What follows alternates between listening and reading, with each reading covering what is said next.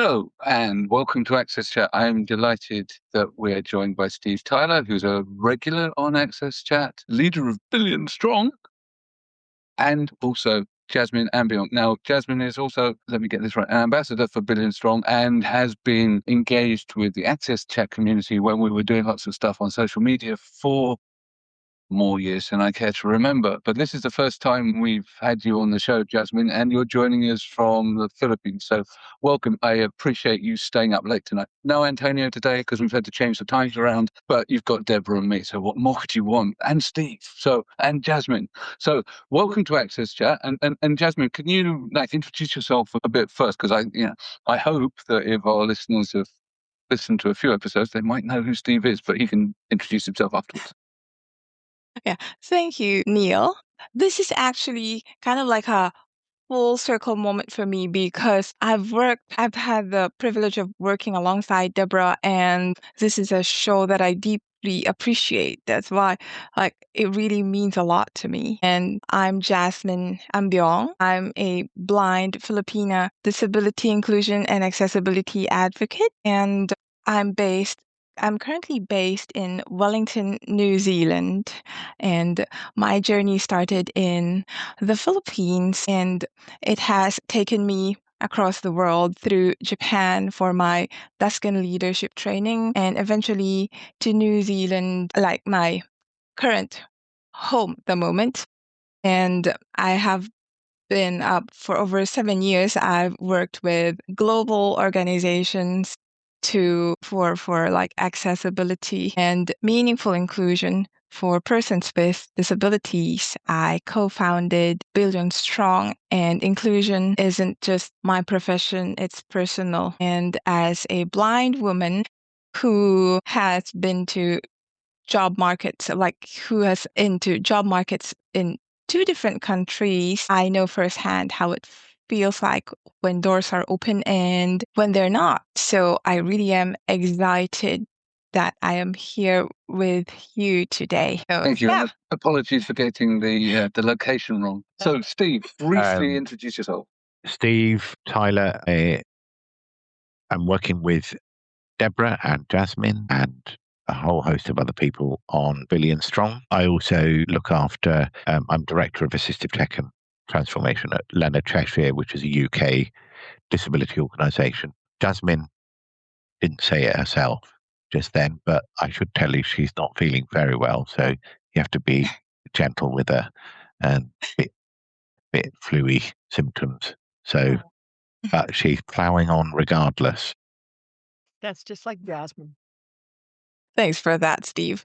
Neil, can I just come in real quick and say the reason why I invited Steve and Jasmin to Access Chat was because we were actually having a conversation at Billion Strong, and we were talking about how sometimes discouraging it is for a person to be blind and be looking for a position. And they were telling me they started trading stories, and I said, guys, you have got to come on and talk about this because I think so many people don't really understand the reality of looking for a job if you happen to be blind or have other disabilities. And I just thought it would be a really powerful thing to really hear their stories. So thank y'all for being on. Back over to you, Neil.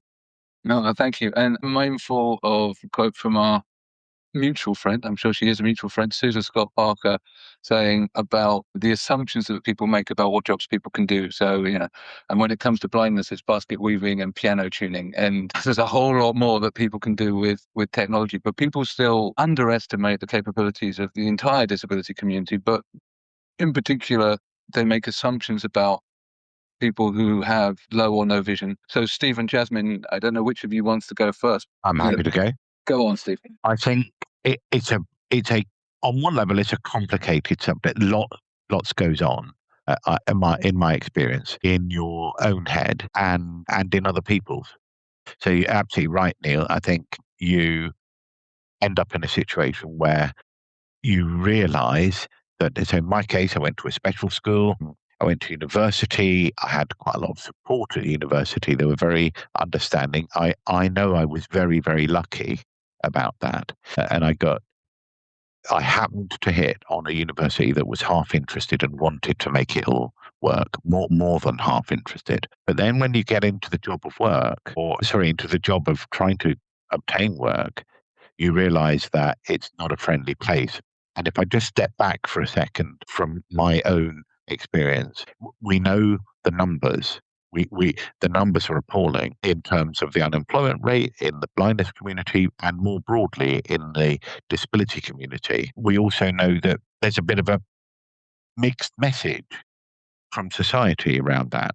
On the one level, certainly in the UK and I think elsewhere, people with disabilities are quite often seen as, it's questionable. How disabled do you have to be in order to be viewed as genuinely deserving of benefits or employment benefit or employment support or whatever? So on the one level, you've got this kind of issue where you really ought to be working. Everybody ought to be working. What on earth's your problem? On another, there is a lot of fear and misunderstanding about, in this case, blindness, but lots of disabilities. I applied for 108 jobs in total before I got my first one because of as a visually impaired person, I couldn't do the kind of stuff that everybody else around me could do. Earn a bit of money working behind a bar or, I don't know, doing deliveries. I did do other things, but not for money. I traded other things. So I was particularly good at taking notes, for example. And this was in the very early days of the first Braille note-taking devices. I'm very fast at Braille writing and reading and all the rest of it, which meant I could pretty much take verbatim notes of lectures. I learned that probably wasn't a good idea, actually, as time went on. However, people that didn't attend found them very useful. So, and in return, I got readers and people like that when I was at university. But as I got into work, really, really tricky. And even now, rather than focusing on myself, frankly, you may or may not have heard Gary O'Donoghue last week. Gary O'Donoghue, well-known visually impaired blind person. I went to school with Gary, and he is BBC chief North American correspondent. He was invited on to Desert Island Disc, which is a very well-known, if you follow the BBC program, it's an interview of your life story. Focusing on your life story and all the rest of it. And Desert Island Disc refers to the music that you may or may not take with you to the desert island, which you're going to be left on. One of the things he said at the end of the interview was, there were lots of questions around, what a wonderful kind of interesting, you've done so much in broadcasting and you've delivered so much and you've had, you're one of the first to interview Donald Trump and indeed any president over the past 20 years. The accolades kept coming, quite rightly. And Gary made a point of saying, yeah, I'm not being tricky about this. I'm just letting you know that if for whatever reason I was to lose my job here, I don't think I'd get another one. And he articulated a very recognizable story, which is, yes, I was well trained. Yes, I had a phenomenal education, all of which was down to luck more than judgment, parental support. Lots and lots of things happened from a medical point of view, etc., being in the right place at the right time. But how did he get his job? Well, a big collection of coincidences and supportive people. I feel very, very similar to that. Yeah. So I also know Gary. I used to support Gary when I was doing AT support for the BBC. Of course, you did. That's right. I remember that. And Gary's a great guy. And what people don't know is not only is he a great correspondent, but he does all of his rough video edits himself. Right. And people's minds are blown by this because, like, you're blind. How are you editing video? Well, actually, most of the video is us speaking. And there were something like 70,000 lines of JAWS scripts behind the editing software. So, yeah, Gary's a fantastic individual. Don't go drinking with him if you want to survive the next day. But he's also, as you say, an example of someone that's had a whole bunch of support and luck and circumstance fall into place to enable him to have that career. And for the vast majority of people, you don't have the luck or the support or the circumstances. So that makes it, exceptionally difficult. And there are very few organizations that invest the kind of money that a national broadcaster could invest in supporting, adapting, very specialist software. And I would say, Neil, that I think as a blind person, as a person with a disability more generally, several just obvious but maybe worth pointing out observations. Firstly, you have to work harder. You just, in order to hold your own, in order to get past, albeit wonderful accessibility systems that exist, and the world of technology has brought about lots of accessibility that compared to what it might have been 20, 25 years ago.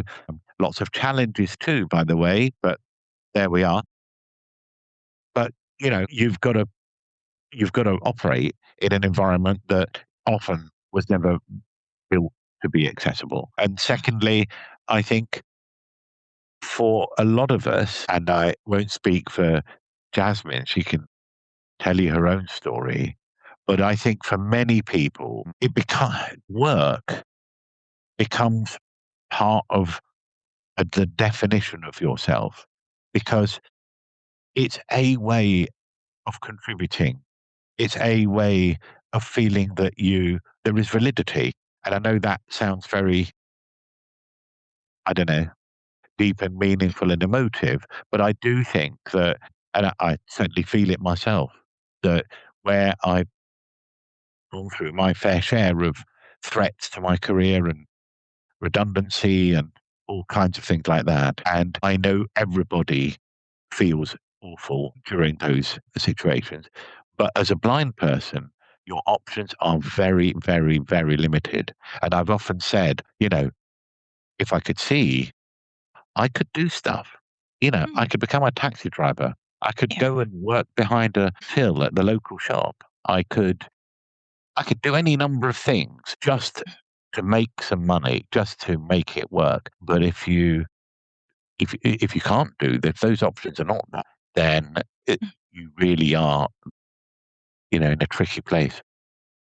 That's I true. want to bring in Jasmin here, but I want to tell a little story first. And I have a friend that I'm not going to name their name, but they're in the United States and they are so talented and they worked for some really large brands.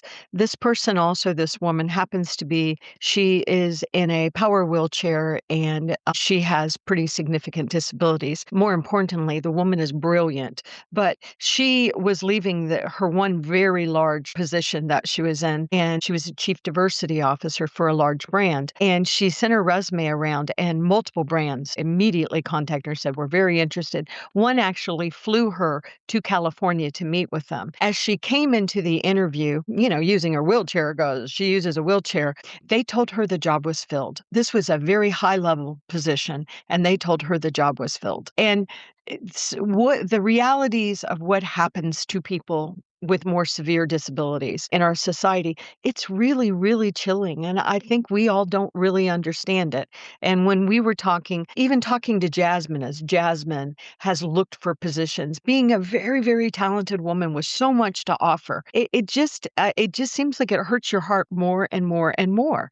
And so, Jasmin, I was wondering if maybe you could talk a little bit about some of your experiences finding a job. And by the way, thank you for being with me for so long, Billion Strong. And I've always had such funding issues. I wish, someday that will change, but it's just chilling what people have to go through. So could you tell us maybe a little of your experience there? Yeah, before I share my experience, I just want to comment on what Steve was talking about and Neil, because it's funny how, it's ironic how people would judge us based on our disability. Like you're automatically judged by what you can do. Like, you have a disability, probably you cannot do this or that. Maybe this job is, I don't know, maybe you're not capable. But in reality, just like what Steve mentioned, we have to work harder or twice harder. You have to be very good to be noticed, to be where you are right now. I cannot, like, say, for example, a person who doesn't have disability can just be ordinary. I'm going to do what I can and I can find a job. But for me, for people like us, we have to do more. We have to do extra effort, be more innovative, and then we're still judged for it. At the end of the day, we still don't get it. And at the end of the day, we still don't have employment. And with my experience, I was the same with Steve. I was I attended a very supportive university, and my professors, they would often tell me, like, I'm sure you're going to find a job once you graduated. And then they would tell me, where do you want to work? And of course, I had hope because my grades are good and maybe I could talk to them, I could convince them. And when it's time for the application, when I started interviewing for jobs, I was turned away. And sometimes you pass the interview and then they tell you, I'm sorry, we're not yet ready to employ a blind person. Or they'd be like, we actually don't know how to handle you. And I was like, well, you just let me, just give me a reasonable accommodation and I'll be here to guide you on what to do. But still, they are not open to it. And sometimes you have to choose your battles because it doesn't matter if you scream to the void, if people are not yet ready to listen to you, it's I don't know, it's useless. You're just going to spend your energy and in the end you'll be left with nothing. So you have to choose your battles. You I have to. used to experiment when I very first started applying for jobs because I very quickly realized that, they weren't coming. There would seem to be positivity. And I started experimenting about when to tell them that I couldn't see. Do you tell them right up front and be really honest, which was my preferred way of doing things? Or do you wait? And I'll never forget, there was one particular day, there was a job that actually was a journalism job, and it was with a newspaper in London, and they were really impressed with and I was on the call, and I thought, okay, this is all very quickly. We'd moved from me kind of desperately trying to sell myself, them entirely accepting me, and it was a Thursday afternoon, and they said, look, we'd love to see you. Would Tuesday work? Tuesday in London, of course, at that time I was based in Scotland. But yeah, I'll do whatever. Yep, Tuesday is good. What time? 2 p.m. 2 p.m. on Tuesday. And that was that. And just before I said, not that it would make any difference, I just feel that I need to tell you at this point, and we can talk about this, when I get there around the kind of ways of dealing with it. But I should tell you that I'm visually impaired. I didn't say blind. I thought maybe visually impaired would be easier to manage. And there was a sort of sharp intake of breath and quite a long silence. And then I said, right, yeah, not really sure, to be honest, that this would, and very quickly, the interview went cold. And I had enough experience to know that this was a very, very regular thing. And that's why, just out of interest, we do what we do at Billion Strong, or what we're setting out to do, which is, we're in 2026. There's a report recently published in the UK a year ago that talks about people with disabilities and in education and employment. So it talks about educational attainment, the disability community, and employment prospects and employment take up. And it starts with the immortal phrase, there has been no change in either of these two measures for 6 decades. And that is a disgrace on every level. Today, we have the trouble is the organizations that currently represent people with disabilities tend not to go in for longer term strategic thinking. And I'm afraid this is a longer term strategic thinking issue. This is about changing culture, getting people to understand difference, and making sure that the genuine fear that people feel, because it's very real. Recruiters, ordinary people, in other words, feel fearful about disability. They really don't know what they're letting themselves in for. They tell us that, and they don't know how to deal with it. They don't have time to engage with this stuff. And frankly, it's all too difficult. And it would be just so much easier if this wasn't happening. And final point, we used to have, in the UK, there's a disability index. I remember being really shocked around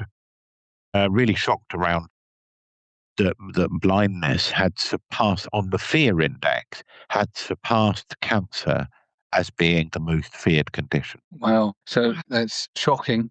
I'm equally disgusted, frankly, by the 60 years of no progress, given the technological progress and the wide variety of technologies that can now support people with disabilities to do things that in the world of employment that they couldn't possibly have done before. So, if anything, we've gone backwards because the capability of including people in employment is greater. And to not move means that the attitudinal barriers have actually pushed things backwards. So that's very disheartening. But equally, I understand exactly what you're saying about people's fear of disability, their lack of knowledge and everything else. I know Scope did a great campaign a few years back about End the Awkward, which I think was really good in terms of challenging people's fears. One of the things that I know from working in a global role for the last 15 years or so is that somewhere in the world you're going to offend someone, even if you're following all of the best practices and the language within your own country. So you have to kind of get over your fear of offending someone and in good faith and kind of accept that, you're never going to make everyone happy all of the time. Like you, Steve, I applied for an awful lot of jobs when I left. The thing that wasn't like you was I had the ability to work on building sites and earn a few quid. But I applied for 400 jobs before I landed one. So it's really tough. And for a considerable amount of time, you have to really think as to whether or not you're going to talk about your disability before you apply for a job. If you have a hidden disability like mine, where I can mask and I can disguise it, obviously it's not the same for you because it becomes blatantly obvious the moment you turn up at the interview what your disability is. So those are different things. And we see amongst the neurodivergent community a lot of people hiding their neurodivergence, excelling in entry-level or creative jobs, and then the pain hits when they get promoted into managerial roles and stuff like that because suddenly they're not doing the creative thing. So go on, Jasmin. Now, Jump in. I was just going to say, and it can be exhausting hiding your disability too, because what happened to me was, so when I applied for lots and lots of jobs, like office jobs in person, and then I couldn't find one, I had to go home and turn to remote jobs so I could hide my disability. So I became a tutor, a transcriptionist, or a virtual assistant, and I've always had to hide my disability as long as I can. Like there are times like I've been working for them for months and they didn't know that I was blind, and they only found out because I had no choice but to tell them. And a part of me just felt so exhausted. Like I feel like I wasn't being true to myself, and I feel like I don't know, it's just tiring. Not just the work, but the fact that you have to hide that part of you and not be truthful just to not lose your income. Absolutely. So, Jasmine, I'm really curious, right? So, what happens when you've been successfully delivering services and then you reveal that you're blind? Is there a uniformity of reaction, or do lots of people react in different ways? For me, because my motto is like, I'm gonna let them know that I'm blind once I prove to them that I could do what they asked me to do. So the response was okay. They were okay with it. They weren't receptive to it. But the moment that I had to ask for like more support, that's when the problem comes. Go on, Steve. You were about to comment. I in my case, because of the role I ended up doing and the area of work, etc., I'm very conscious that if you were to look at the CV and people, I can't tell you the despondency I feel when this happens. They look at the CV, and even when I look at the CV, I kind of think, wow, it's pretty damn good, that. And what I mean when I think that is, I've had some really great experience. I've had some brilliant opportunities, and I've been able to make the most of it. And you see that and they see that until they recognize the blindness thing. And all of a sudden, I mean, it is a palpable change in attitude. And I think it's the most disillusioning thing. So then you go back, do the traditional thing, go back for the feedback.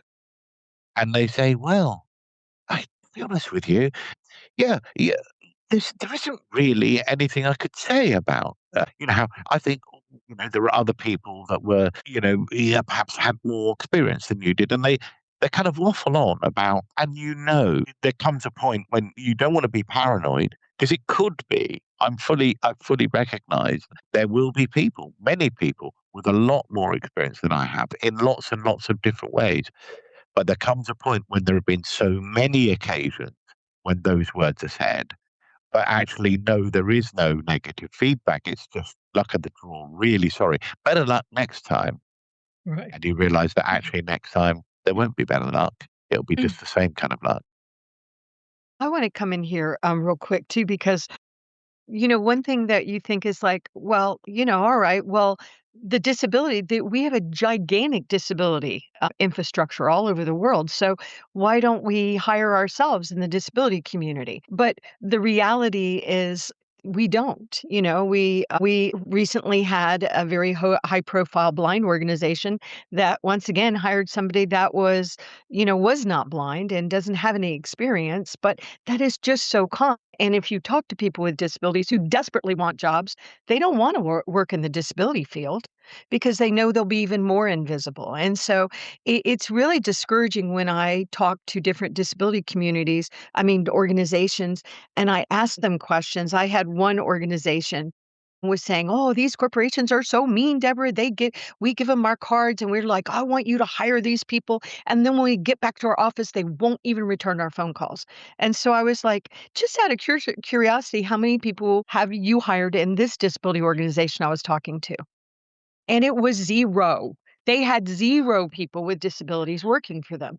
And so something is majorly wrong, but now we have AI. And AI, I think we can get to the future where we can say, I don't even have to tell you I have a disability, whether I'm blind, deaf, or whatever, because the technology should be there. Why is the technology not working for more human beings? I'll Just make a this really short. discouragement. One very quick comment on that, Deborah. I was experimenting the other day, and I've noticed that on LinkedIn, it's down to the recruiter. Recruiter has a lot of flexibility about what they do, but there were questions. So I went through the process just to examine what's going on around recruitment. For example, in one particular case, it said, "Okay, give us your age, upload a photograph." Why? Why would you want that at the recruitment stage? There are lots. As soon as I saw that, I started thinking, what is going on there? Does that bear any relevance around, what are they looking for? But it's certainly not part of and then the weightings that AI, we know that there's been a lot of research recently where AI currently will weight in particular ways. And of course, AI currently is reflecting cultural reality. Yeah, so we know that AI-powered recruiting systems have all of the systemic biases built in. So AI is a hot topic on everybody's lips at the moment, but especially on Access Chat, because we know that it both has the power to create new affordances for people with disabilities, but also amplify and speed up the discriminatory barriers as well. It's not an either or. It's both things are happening simultaneously. We've reached the end of our time. I know that there'll be a lot more that we could cover here. So it falls to me to thank both you, Steve, and Jasmin, and of course Deborah, and our friends at Amazon for sponsoring us and keeping us on air. And hopefully you'll subscribe to Access Chat. It always helps if people share the materials and the topics that we cover. And I look forward to continuing this conversation with you both. Yes. Thanks for having us.